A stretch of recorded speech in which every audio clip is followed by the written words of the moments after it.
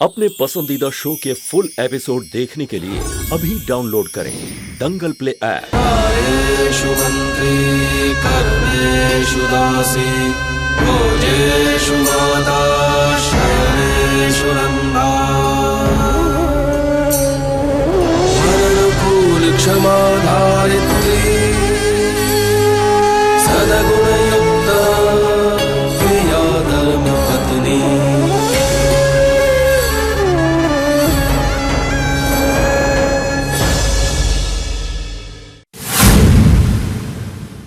जिसके नाम पे मैंने अपनी सारी प्रॉपर्टी कर दी है ना,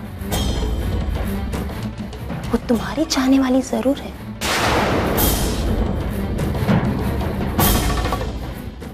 मूंगी मूंगी।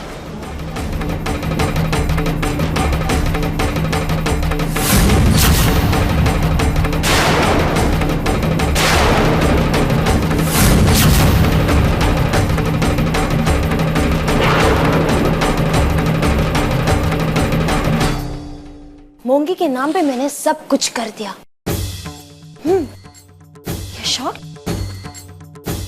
बहुत बड़ी गलती हो गई ना तुमसे। तुमने मोंगी को इसलिए छोड़ दिया क्योंकि वो गरीब थी। तुमने एक अमीर लड़की से शादी करने के चक्कर में एक गरीब लड़की से शादी कर ली और एक अमीर लड़की को छोड़ दिया तुमने। मेरी प्रॉपर्टीज करीब 15 करोड़ की जायदाद, bank balance, bank deposit, fix deposit, सब कुछ मैंने मोंगी के नाम पे कर दिया। सारंग, सब कुछ। वेरी सैड ना सारंग। जिस लड़की को तुमने छोड़ दिया वो तुम्हारी पत्नी से कहीं ज्यादा अमीर है, बहुत अमीर है। मैंने तुमसे पहले भी कहा था मोंगी के साथ मेरा खून का रिश्ता नहीं है, पर वो मेरी सगी बहन से बढ़ के है। कहा था ना तुमसे।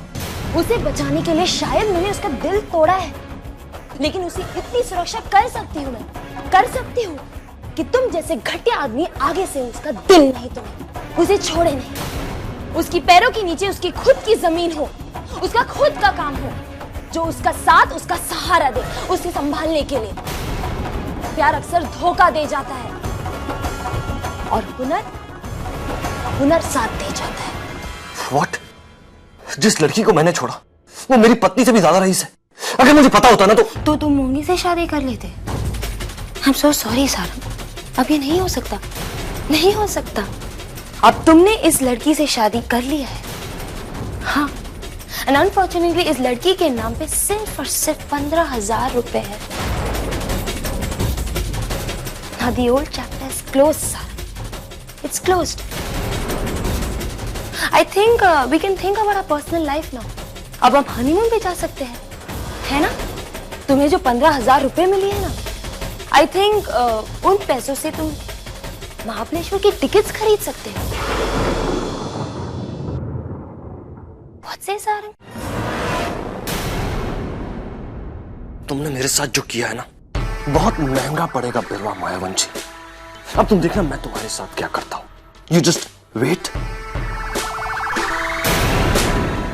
and watch.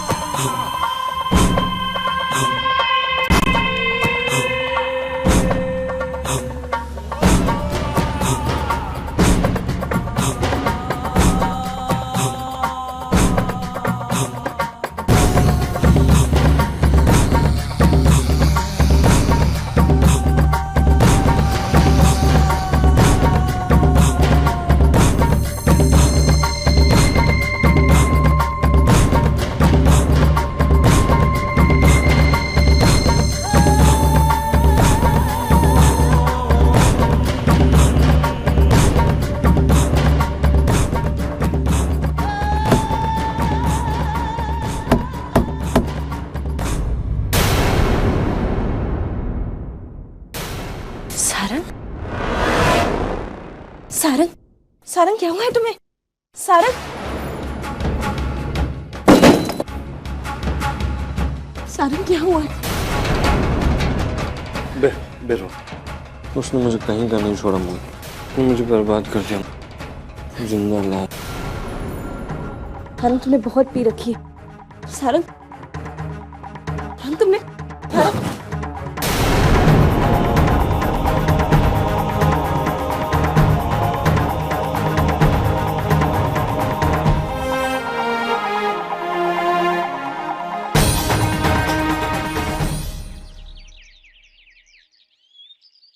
तेरे दिल का मेरे दिल से रिश्ता पुराना है, इन आँखों का हर आंसू मुझको चुराना है।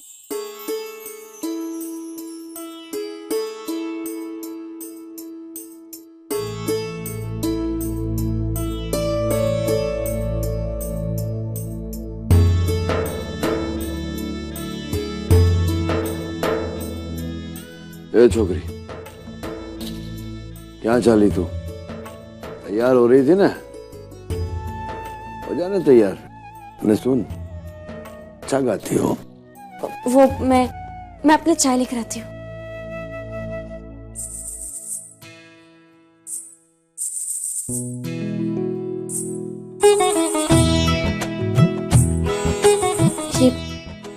ये आप क्या कर रहे हैं मालिक?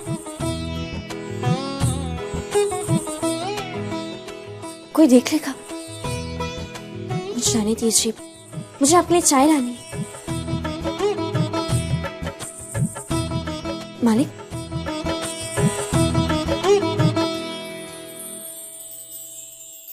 क्यों छोकरी? आप यहाँ?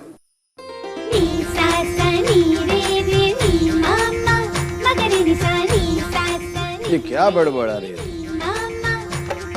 कुछ नहीं, वो मुझे लगा कि कौन जोइलस है, कौन देख लेगा? अरे देख लेगा तो अच्छा है ना। बोलेंगे धर्मपुर की मालकिन सुंदर है, देख तू तैयार वैयार हुई ना है? कुछ नहीं, मैं आपके लिए चाय लाती हूँ। डफोड़ नहीं डफोड़च रहसे यार।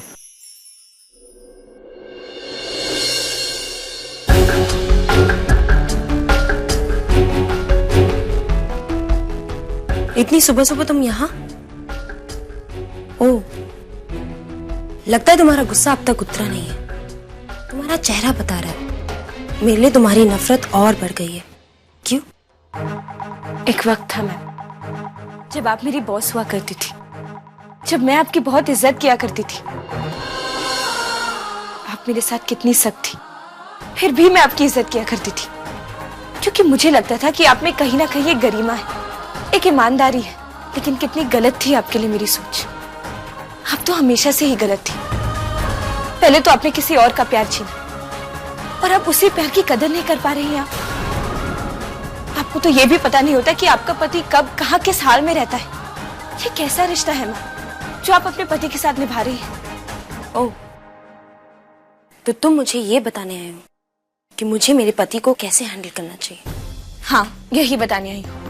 कल रात आपके पति की आंखों में इतने आंसू थे, इतना दर्द था कि उन्हें नशे का सहारा लेना पड़ा। समझ में नहीं आता है कि मुझे इस बात की खुशी होनी चाहिए कि जिस इंसान ने मुझे इतना बड़ा धोखा दिया, आज वो दुखी है, या इस बात का दुख होना चाहिए कि आपने मुझसे मेरा प्यार तो छीन लिया, लेकिन उस प्यार को अब थोड़ी भी खुशी नहीं दे पा रही। आपने मेरे साथ जो किया उसे शायद मैं कुछ साल बाद भूल भी जाऊं, लेकिन उसके लिए मैं आपको कभी माफ नहीं कर पाऊंगी। सही पढ़ा है आपने मेरे चेहरे को। मेरे दिल में आपके लिए नफरत और बढ़ चुकी है। अगर आप अपने पति को प्यार नहीं दे पा रही ना मैम, तो कम से कम उनकी इज्जत करना सीखिए।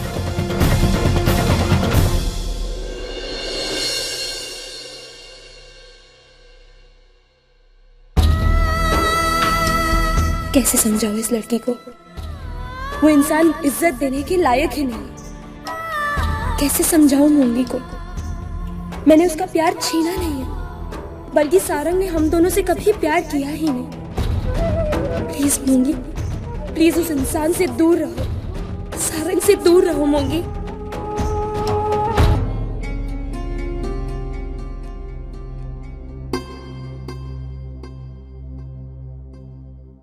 सारंग, सारंग उठो। सारंग सुबह हो गई। सारंग, सारंग उठ जाओ।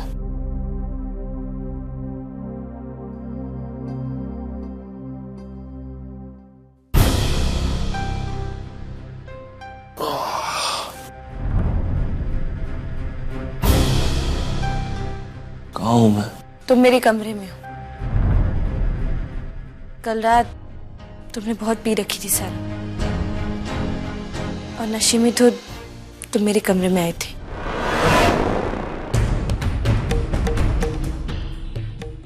मैं बाहर से ही आ रही हूँ, बाहर कोई नहीं है। तुम जल्दी से यहाँ से चले जाओ। अगर किसी ने तुम्हें यहाँ देख लिया तो I'm really sorry मोंगी। कल मैं बहुत ही परेशान था और इसीलिए मैंने ड्रिंक। मोंगी, तुम सोच भी नहीं सकती कि मुझे बिरवा से क्यों शादी करनी पड़ी। जानना चाहती हो क्यों? नहीं सारंग, इस सब की कोई जरूरत नहीं है। वैसे भी अब भी सबसे मुझे कोई फर्क नहीं पड़ता। मुझे फर्क पड़ता है मोंगी, मुझे फर्क पड़ता है।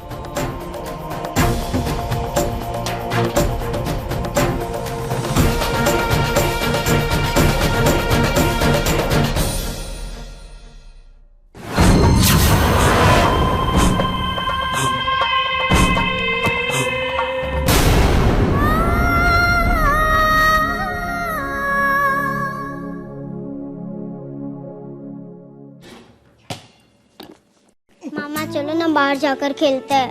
अरे इतनी देर से तो खेल रहे थे ना हम लोग, और कितना खेलना है आपको? चलो अभी मुझे जाना है। मामा जब से ये नए वाले पापा आए ना, ये तो मुझे कहीं बात भी नहीं लेकर जाते। जब ये वाले पापा नहीं थे और जब शशांक पापा थे ना, तो शशांक पापा और मम्मा मेरे साथ कितना खेलते थे। मामा ये बताओ ना, ये नए वाले पापा कब जाएंगे यहाँ से? यही तो नहीं पता। मेरा बस चलता ना तो अभी इस घर से उसे निकाल देता। ओ हेलो, क्या बोला तू मुझे इस घर से बाहर निकालेगा? इतनी हिम्मत हो गई तेरी, इतनी बड़ी बड़ी बातें कर रहा है। हाँ तो क्या गलत बोला? क्या गलत बोला मैंने? तुम इस घर में कर क्या रहे हो? काम वाम तो कुछ करते नहीं हो, हमारी मजबूरी का फायदा उठा के यहाँ पे रह रहे हो, वरना कोई नहीं चाहता कि तुम यहाँ पे रहो। अरे तुम्हारी जगह अगर कोई और होता ना, तो उसमें इतनी शर्म तो रहती कि जबरदस्ती आके किसी और के घर में नहीं रह रहा होता। लेकिन तुम्हारी डिक्शनरी में तो शर्म वर्ड ही नहीं है ना, क्योंकि अगर तुम्हें शर्म होती तो तुम यहाँ नहीं रह रहे होते। शर्म नहीं है, इसके लिए यहाँ पे रह रहे हो, हमारे पैसों पे ऐश किए जा रहे हो। बस कर, बहुत बोल चुका तू, समझा ना? और तू मुझे ये बात बोल रहा है, जो खुद कुछ नहीं करता, पूरा दिन दूसरों के पैसे पर ऐश करता है, मुझे तू ये बात बोल रहा है? एक्सक्यूज मी, दूसरों के पैसे? ये मेरा अपना घर है, मैं इस घर का बेटा हूँ और मैं इस घर का दामाद हूँ, समझा तू? और ये बात मत भूलो कि तुम्हें इस घर में कोई दामाद मानता ही नहीं, क्योंकि तुम इस घर के दामाद कहलाने के लायक ही नहीं। वो तो हमारी मजबूरी है कि हमने तुम्हें इस घर में रखा हुआ है। और इस घर की बात तो छोड़ो, कम से कम अपनी इज्जत रखने के लिए कुछ कमाओ तो सही। तू क्या कमाता है निकम्मे? बिजनेस सारा संभालती है वो बिरवा, खेत का सारा काम हितेन संभालता है, और इस घर की जो औरतें हैं ना, वो इस घर का काम संभालती है। तेरे डैड सारे गांव का संभालते हैं। तू क्या करता है? पूरा दिन यहाँ बच्चों के साथ बच्चा बन के खेलता रहता है। बच्चों के साथ खेलता हूँ ना, तुम्हारी तरह लोगों के जिंदगी के साथ नहीं खेलता, औरतों को बेचने का धंधा नहीं करता। बुरा लगा? सच्चाई हमेशा कड़वी ही होती है, और यही सच्चाई है। पहले इस घर में तुम्हें कितना मानते थे लोग, कितनी इज्जत देते थे, लेकिन आज तुम वो सब कुछ खो चुके हो। तुम्हारी बीवी जो तुमसे इतना प्यार करती थी, आज तुम उसका भी प्यार खो चुके हो। अरे शर्म आनी चाहिए तुम जैसे इंसान को।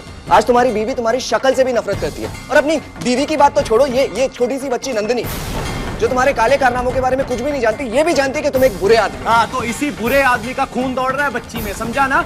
ये जो चल रही है ना, मेरी दी हुई जिंदगी है इसकी, और मैं ना इस घर में रहने की कीमत चुका चुका हूँ। खून दिया है मैंने, तूने क्या दिया इस घर को? आइंदा से ना इस तरह की बातें करने से पहले 10 बार सोच लेना, तेरी औकात क्या है इस घर के अंदर। संदीप, तुम सूरज से इस तरह नहीं बात कर सकते। तो इस बच्चे को समझाओ, इसने मुझे ताना मारा, मैंने इसे जवाब दिया।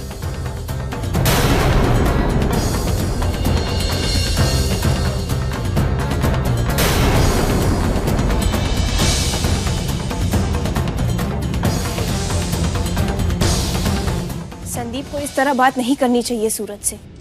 इसमें सूरज की नहीं, संदीप की गलती है। संदीप की कोई गलती नहीं। उसका बात करने का तरीका गलत था। उसने जो कुछ भी कहा वो गलत नहीं था।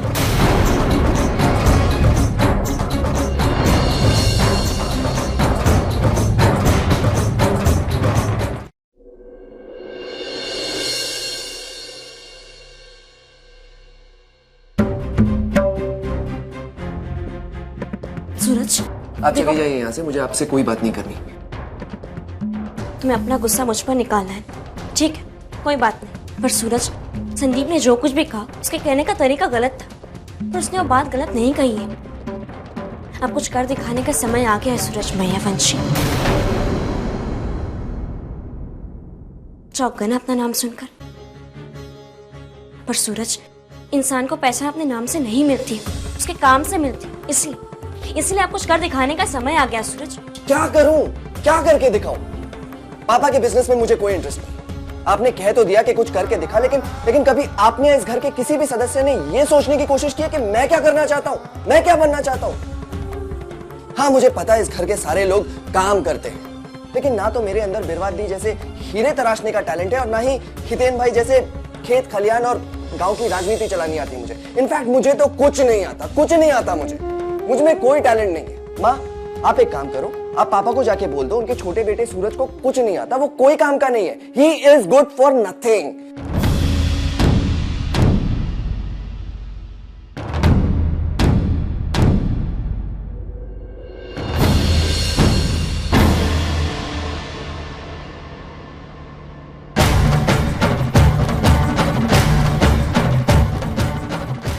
भेनपा,